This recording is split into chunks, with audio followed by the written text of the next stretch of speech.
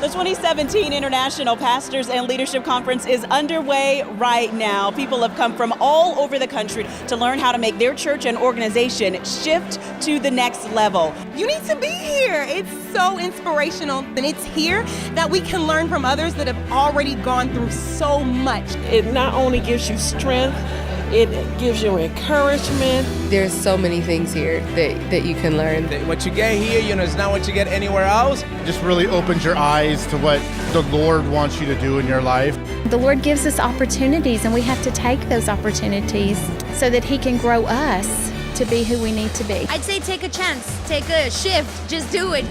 IPNL is amazing. It's so important to come here because you don't just get one expert, you get many experts. You've got to create a forum where leaders can come to be taught so that they can essentially leave to lead. And I think IPNL does an exceptional job doing that. But we really just wanted to sit and receive so we can go to our congregation and be full so that we can give them more. We understand that people that are visionaries have things that they have had to go through, and because of that, we can go through them too. It's almost like having a consultant in your back pocket.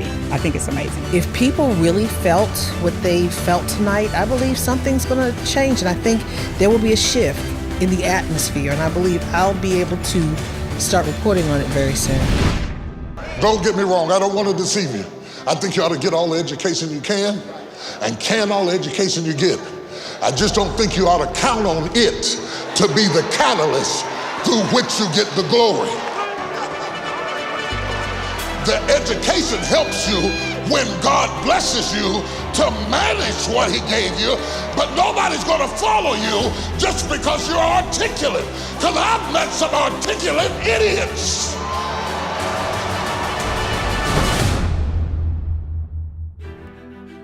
I remember being 9 in Boise, Idaho, and my dad was preaching on destiny and purpose and vision. It's the closest thing to the audible voice of God I've ever heard in my whole life. I'm sitting on the front row, and the Holy Spirit speaks to this skinny little 9-year-old in Boise, Idaho, and He says that you will be a voice to your generation. That little 9-year-old kid just saw his hero, his dad, tell the story of Jesus, and he thought it was the highest privilege and honor in the world that God would include him and call him as well. Is it okay if we get back to that?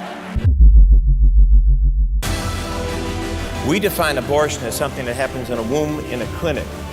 If we believe that every single one of us as children of God have a destiny, a purpose, and a plan ordained by God, then when a child is not allowed to reach his or her destiny by education, by poverty, by racism, that's abortion. That is abortion. Every time you want to get a breakthrough, you figure who you can call.